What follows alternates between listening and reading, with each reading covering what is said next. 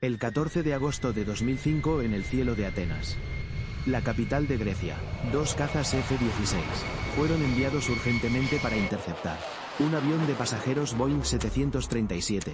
Cuando el piloto de combate se acercó y miró dentro por la ventana, sintió escalofríos al ver la escena. Todos los pasajeros llevaban máscaras de oxígeno, sentados inmóviles, en la cabina de mando. El capitán había desaparecido por completo. En su lugar había una persona desconocida, intentando controlar el avión. ¿Qué ocurrió en ese vuelo? ¿Quién era esa persona misteriosa en la cabina? Hola, soy Tri. En este vídeo, les contaré una tragedia aeronáutica devastadora, una historia sobre errores humanos, y la lucha entre la vida y la muerte. Mayday, avión de pasajeros en emergencia, sobre el mar Mediterráneo de aguas cristalinas.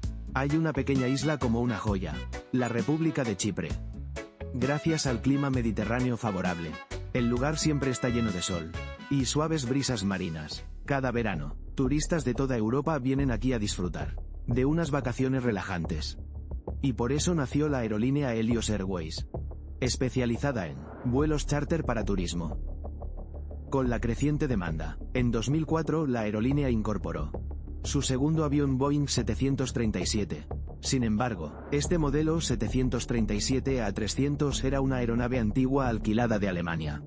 Y desde que entró en operación, sufrió constantes fallas. En diciembre de 2004, mientras volaba, el avión perdió presión gravemente, debido a una falla en la compuerta trasera derecha. La presión en la cabina hizo que la puerta se abriera, creando una brecha. Tras ese incidente, el avión fue sometido a una gran revisión. Pero seguía siendo como un coche viejo, que nunca podía repararse por completo. A veces fallaba el sistema de enfriamiento electrónico. Otras veces era el sistema de presurización el que fallaba. El tiempo que el avión pasaba en mantenimiento era mayor que el que pasaba volando. La noche antes del accidente, esta aeronave realizaba un vuelo charter desde Londres hasta Chipre. Poco después del despegue, la tripulación escuchó un golpe fuerte, proveniente de la puerta trasera derecha. Al mismo tiempo, se observó congelación en la junta de la puerta. Aún así, el avión aterrizó sin incidentes en Chipre al amanecer del 14 de agosto. Inmediatamente tras el aterrizaje, el capitán solicitó de inmediato a los técnicos una inspección completa del avión. El responsable de esta tarea fue el ingeniero jefe de Helios, el señor Alan Owen. Él era un ingeniero británico, con experiencia en varias aerolíneas importantes, y conocía muy bien esta aeronave. Owen afirmó de inmediato: el problema seguía estando en la estanqueidad de la puerta trasera derecha. Reunió al equipo técnico, y comenzaron una prueba de presurización en tierra, según el manual de mantenimiento. Normalmente, durante los vuelos, la presión en la cabina de pasajeros se ajusta automáticamente con la altitud, para mantener a los pasajeros en un ambiente simulado de baja altitud que facilita la respiración. Justo después del despegue, el avión comienza a comprimir aire en la cabina. Para simular ese proceso, cuando no se encienden los motores principales, el equipo técnico activa el APU, es decir, la unidad de potencia auxiliar, para suministrar aire comprimido al sistema de climatización y presurización. Luego cierran la válvula de escape exterior, upflow valve, y cambian el selector de presión, a modo de control manual. De esta forma, el avión puede simular un entorno de alta presión, como si estuviera volando a gran altitud, incluso estando aún en tierra. Alrededor de media hora después, la diferencia de presión entre el interior y el exterior alcanzó los 8,25 psi, equivalente a 56,9 kilopascales. Dos ingenieros que trabajaban fuera del avión no escucharon ninguna fuga proveniente de la puerta trasera derecha.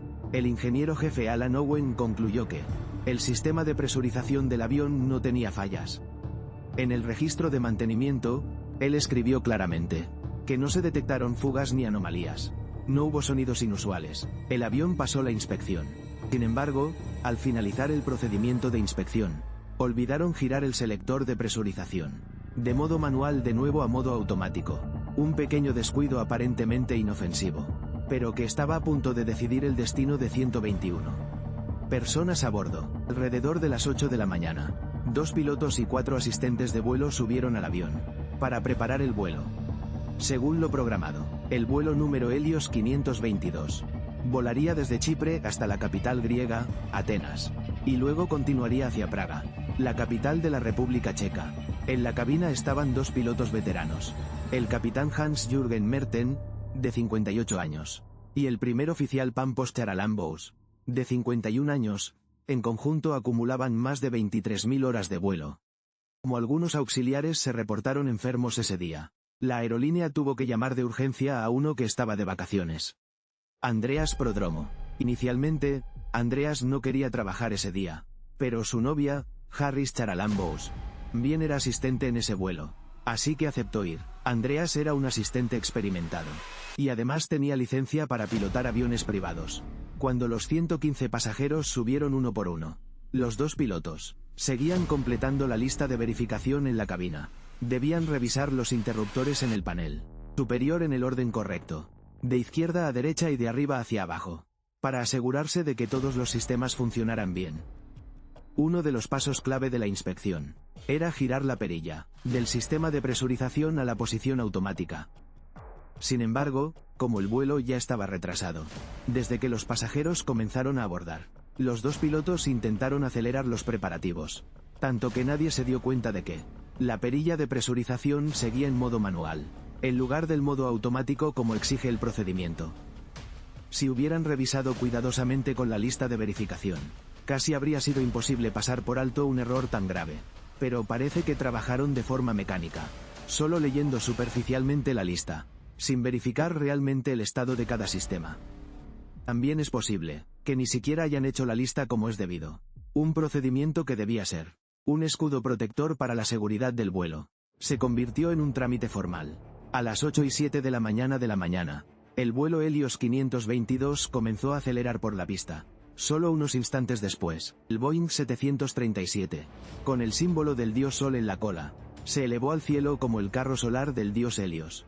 En la mitología griega, 5 minutos después, al alcanzar los 3.048 metros, 10,000 pies, de altitud, el vuelo recibió autorización para ascender hasta la altitud de crucero de 10.363 metros, 34,000 pies. En la cabina, los pasajeros disfrutaban del paisaje marino de Chipre por la ventanilla, sin darse cuenta del por qué sus manos comenzaban a doler, y sentían presión en los oídos, porque en ese momento, la cabina de pasajeros no estaba presurizada. El aire se hacía más fino con la altitud. En la cabina de mando, la luz verde que indica modo manual seguía encendida, alertando constantemente a los pilotos sobre una falla crítica que habían ignorado. Pero nadie le prestó atención.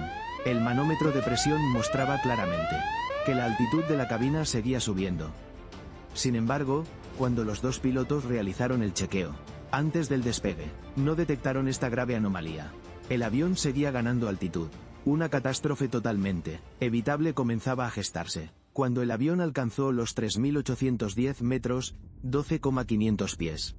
La altitud en cabina superó los 3.048 metros, 10,000 pies, sobrepasando el límite seguro para los pasajeros. Inmediatamente sonó la alarma de altitud de cabina, estridente dentro de la cabina de mando.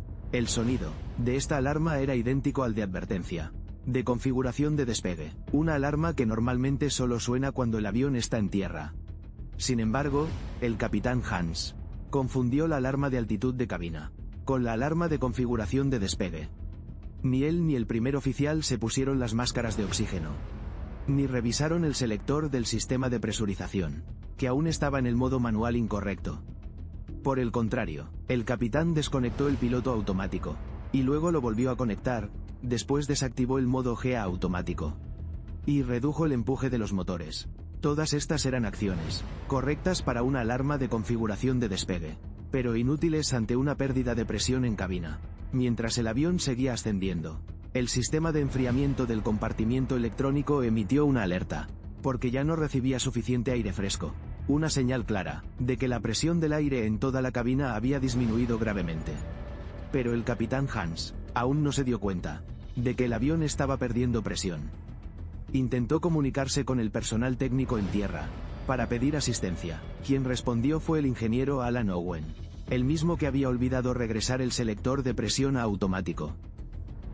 Debido al pobre nivel de inglés del capitán, quería decir que dos luces de advertencia estaban encendidas, pero en su lugar dijo erróneamente que dos luces estaban apagadas. Al escuchar eso, Alan No entendía por qué el capitán se preocupaba por esas luces, que normalmente deben estar apagadas. Owen respondió que eso era completamente normal. Mientras los dos conversaban, el avión había alcanzado los 4.267 metros, 14,000 pies.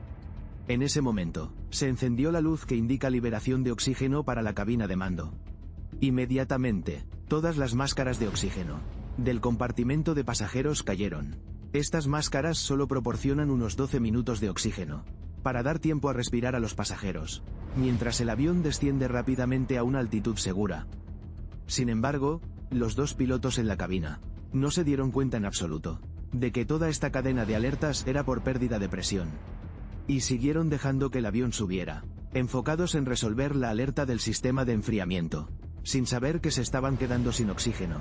Alan Owen en ese momento comenzó a sospechar. ¿Será que el capitán confundió la luz de modo manual de presurización con la alerta del sistema de enfriamiento?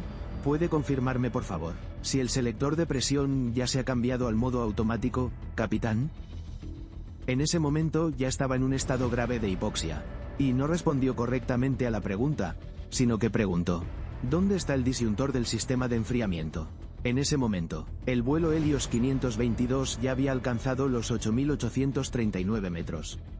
29.000 pies, casi la altura del monte Everest. A esa altitud, con falta repentina de oxígeno, una persona no entrenada perderá el conocimiento rápidamente. El capitán Hans intentó levantarse de su asiento para buscar el disyuntor eléctrico, pero apenas se puso de pie. Se desmayó por falta de oxígeno y colapsó en la cabina, sin volver a despertar jamás. Solo unos minutos después, el primer oficial Pampos también cayó inconsciente en su asiento. Mientras tanto, el avión con número de vuelo Helios 522 seguía ascendiendo silenciosamente, cuando alcanzó los 10.363 metros, 34.000 pies. Ya no había nadie pilotando. El Boeing 737 seguía obedeciendo las órdenes del piloto automático, continuando su vuelo, a altitud de crucero en el cielo solitario. El oxígeno en las máscaras de emergencia se había agotado. En la cabina de pasajeros, la temperatura descendió hasta menos 40 grados Celsius, en condiciones de hipoxia y frío extremo. Los pasajeros fueron cayendo en coma uno a uno, a menos que milagrosamente los dos pilotos despertaran. El destino que les esperaba solo sería una oscuridad interminable. En la parte anterior vimos que por un error de los pilotos, el sistema de presurización de la cabina no fue activado. El avión volaba por encima de los 10.000 metros sin oxígeno. Los dos pilotos entraron en hipoxia severa, y perdieron el conocimiento en la cabina. Un vuelo sin piloto, un vuelo fantasma. ¿Hacia dónde volaría finalmente el Helios 522? En un momento de vida o muerte. ¿Habrá algún milagro que pueda salvar a las 121 personas que yacen inconscientes en el avión? Hola, soy Tri. En este episodio, continuaré relatando todo lo que ocurrió en la tragedia aérea del vuelo Helios 522, 8:36 de la mañana, hora local. El vuelo Helios 522 llevaba 16 minutos sin comunicación.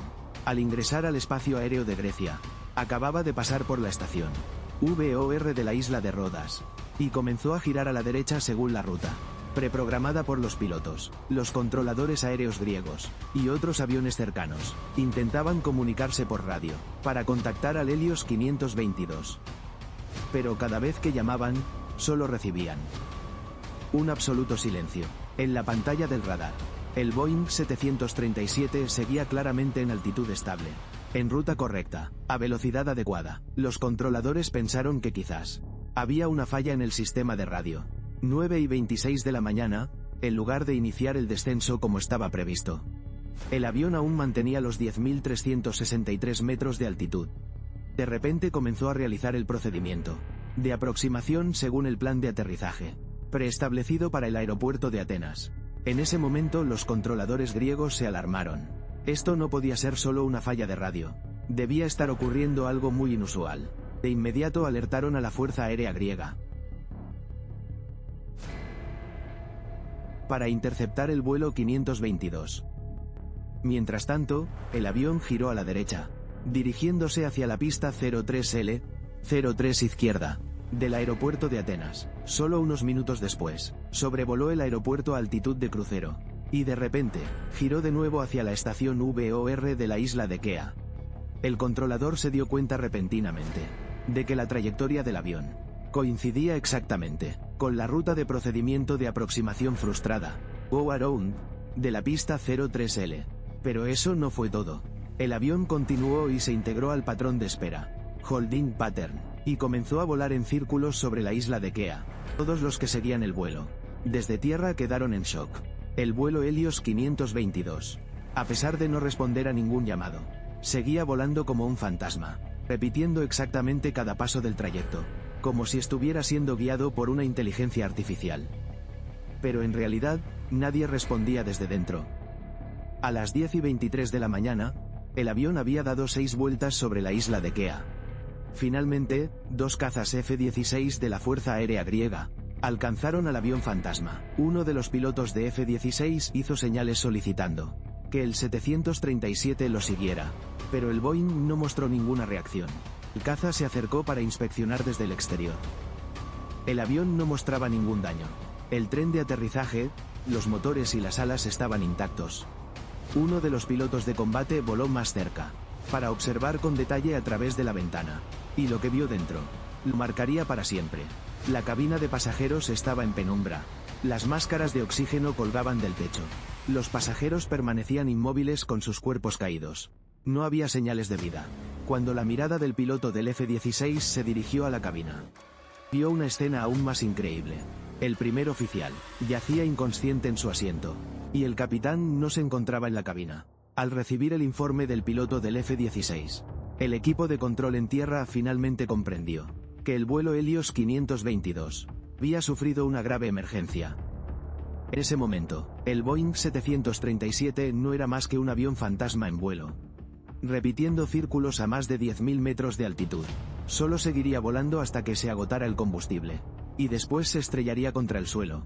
Como era imposible predecir el punto de impacto, toda la región de Atenas fue declarada en estado de emergencia. Al llegar a la 10ª vuelta sobre la isla, ocurrió una escena que sorprendió a todos. El piloto del F-16 detectó a una persona tambaleándose, que entraba a la cabina. Se sentó en el asiento del capitán y se colocó la máscara de oxígeno. ¿Quién era esa persona? ¿Acaso se trataba de un secuestrador? El piloto del caza hizo señales de inmediato, intentando llamar su atención al hombre dentro de la cabina, pero no mostró ninguna reacción. ¿Puedes describir qué llevaba puesto esa persona? ¿Llevaba uniforme? Llevaba chaleco y camisa azul. No era uniforme de la tripulación, ¿verdad? Al recibir la descripción, el personal en tierra reconoció de inmediato que la persona en la cabina era Andreas Prodromo, el único auxiliar masculino del vuelo, quien tenía licencia de piloto privado, pero nunca había sido entrenado para volar un Boeing 737. Sin tiempo suficiente para familiarizarse con la cabina, el motor izquierdo se apagó por falta de combustible. Afortunadamente, Andreas tenía algo de conocimiento sobre el sistema de piloto automático, e intentó activar el modo de descenso. El piloto del F-16 siguió haciendo señales, pero Andreas no pudo responder. Estaba concentrado por completo en controlar el avión en situación de emergencia, en un estado de hipoxia. Andreas desesperadamente gritó "Mayday" por radio, pero la frecuencia del avión seguía sintonizada con el control aéreo de Chipre. Nadie en Grecia pudo oír su llamada de auxilio. Cuando el avión descendió a 3.352 metros, 11,000 pies, Andreas desactivó el piloto automático y se esforzó al máximo por controlar la aeronave, que ya solo tenía un motor. Sin embargo, para una aeronave mediana como el Boeing 737, eso era demasiado para una sola persona, que solo tenía licencia de piloto privado. Cuando el avión bajó a 2.133 metros, 7,000 pies, el motor derecho también se quedó sin combustible. El avión quedó completamente sin energía, y solo podía planear en el aire. El piloto del F-16 intentó acercarse aún más, esperando llamar su atención. Esta vez Andreas lo vio. La persona en la cabina me ha visto. Hice señales de guía pero él no respondió. Estoy seguro de que me vio. El piloto del caza señaló con la mano, indicando a Andreas que lo siguiera de regreso al aeropuerto. Pero Andreas solo levantó débilmente la mano izquierda, señalando hacia el suelo como si quisiera decir, ya no hay forma de salvarnos. En ese momento el avión estaba a solo 762 metros, 2,500 pies, de altitud. volando extremadamente bajo. El avión caía rápidamente. Estaba a punto de impactar. En los momentos finales del vuelo Helios 522, Andreas vio cómo la altitud seguía descendiendo. Y en el último instante, intentó desviar el avión fuera de la ruta, para evitar las zonas habitadas debajo. Giró el avión hacia las montañas deshabitadas, una región sin residentes. El Boeing 737 siguió descendiendo, directo hacia el terreno. Los pilotos del caza no podían hacer nada, solo observar cómo el avión comercial perdía altitud lentamente, sin poder hacer nada para salvar a Andreas. Él reunió sus últimas fuerzas, intentando jalar el control para frenar la caída. Los aviones sin motor pierden por completo la capacidad de maniobra. 11:03 de la mañana, exactamente 2 horas después del despegue. El vuelo Helios Airways 522 se estrelló en las colinas de Gramático, a 32 kilómetros al noreste de Atenas. Avión comercial caído, avión comercial caído. Avión comercial caído, avión comercial caído. El impacto violento provocó incendios forestales a gran escala. Los restos del avión se desintegraron, esparciéndose por 2 colinas y el valle entre ellas. La cola del avión fue la única parte aún identificable, el símbolo del dios Sol Helios. En la cola parecía inclinarse, mirando en silencio las montañas en llamas. Las 121 personas a bordo fallecieron. Un año después del desastre, la Comisión de Aviación Civil de Grecia publicó el informe final de la investigación sobre el accidente del vuelo Helios 522. Además del error del ingeniero Alan Owen por olvidar cambiar el selector de presión a automático, el informe reveló verdades aún más dolorosas. Aunque Alan cometió el error inicial, no fue el único culpable, ni el responsable total. A lo largo del vuelo, los pilotos tuvieron al menos 3 oportunidades claras para detectar que el selector estaba en el modo incorrecto, pero las ignoraron todas. Esto demuestra que la lista de verificación de seguridad, diseñada para garantizar la seguridad del vuelo, perdió completamente su función en ese vuelo trágico. En el informe, también se indicó que el capitán Hans-Jürgen Merten confundió la alarma de presión de cabina con la alarma de configuración de despegue, lo que evidencia que no comprendía completamente los sistemas de la aeronave, aunque tenía mucha experiencia. De hecho, había sido despedido de la aerolínea británica Jet2 por violaciones de procedimiento, antes de ser contratado por Helios Airways. En cuanto al primer oficial Pampos Charalambous, había sido advertido en múltiples ocasiones por realizar inspecciones apresuradas antes del despegue. Además de los errores individuales, el informe también expuso problemas sistémicos. La cultura operativa de Helios Airways daba prioridad a la máxima eficiencia operativa, tanto para aviones como para tripulaciones, empujando los límites de seguridad. Tristemente, ese modelo se mantuvo durante años, en parte porque Chipre no contaba con una supervisión aérea eficaz, y delegó la responsabilidad a la Autoridad de Aviación Civil del Reino Unido, una agencia sin poder real sobre la aerolínea. En ese entorno, Helios Airways se convirtió en una bomba de tiempo, y el desastre era solo cuestión de tiempo. Después de todo, una pregunta persiste. Según las normas introducidas tras los atentados del 11 de septiembre, la puerta de la cabina debía permanecer cerrada y asegurada. Solo el jefe de cabina tenía el código de emergencia para abrirla. En ese vuelo, la persona con el código era la jefa de cabina Loukia Boutirli, y es muy probable que perdiera el conocimiento por hipoxia. Andreas tuvo que conseguir el código de ella antes de poder entrar en la cabina. La investigación determinó que los 4 tanques de oxígeno portátil fueron utilizados, pero no se pudo confirmar si Andreas usó el oxígeno solo o intentó salvar a colegas o pasajeros. Sea como sea, aunque hubiera oxígeno, el tiempo y el destino no estuvieron de su lado. La falta prolongada de oxígeno seguramente afectó gravemente su conciencia y capacidad de actuar. Es posible que Andreas haya perdido mucho tiempo valioso tratando de despertar a sus compañeros inconscientes y buscando durante mucho rato el código para abrir la cabina de mando. Todos esos factores posiblemente hicieron que solo pudiera entrar en el último minuto, cuando ya casi no quedaban oportunidades de rescate. Aunque Andreas no pudo convertirse en un héroe, como en las películas de Hollywood, para salvar el vuelo 522, esa cruda realidad, luchó valientemente hasta el último segundo, en una misión casi imposible. Porque un héroe no se define por el éxito, sino por la decisión de no rendirse. Andreas ofreció su propia vida para cumplir con su último deber como auxiliar de vuelo, en un momento de vida o muerte a más de 10.000 metros. Definió con sus actos las palabras responsabilidad y valentía. Inclínate en señal de respeto a las 121 víctimas del vuelo Helios 522. Y enviamos nuestras más sinceras condolencias a las familias de los fallecidos.